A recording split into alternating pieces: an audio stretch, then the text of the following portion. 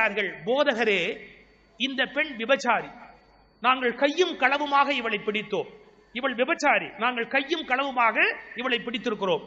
மோயிசின் சட்டப்படி, அதாவது இயேசுக்கு முன்னாடி மோசஸ் ஒரு நீதி வகுத்திருக்கிறார்.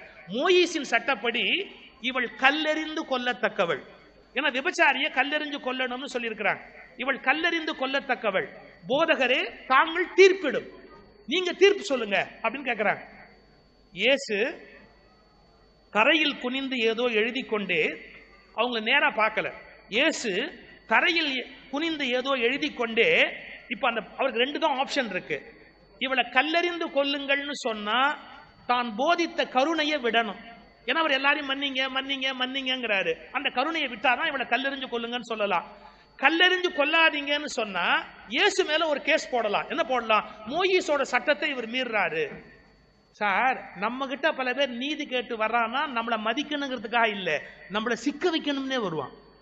பல பேர் நம்மகிட்ட வந்து ரொம்ப யோகியமா கேட்க வந்தானா நிஜமா நம்மகிட்ட நல்லது கேட்க வரல, நீங்க என்ன சொன்னாலும் அவங்கிட்ட மாட்டிக்கணும். அந்த மாதிரி ரெண்டு பேர் கேள்வி கேட்பான். அப்படிதான் கேட்டான். பாவமே செய்யாதவன் எவனோ அவன் இவள் மீது முதல் கல் எரியட்டும் என்றார். இந்த வார்த்தை தான் பைபிள்ல ரொம்ப டாப். அங்கிருந்த முதியவர் உட்பட நகர்ந்து போனார்கள். அங்கிருந்த முதியவர் உட்பட. வயசாயிட்டதாலேயே ஒருத்தன் யோகியம் ஆயிடுவான்லாம் ஒண்ணு நிச்சயம்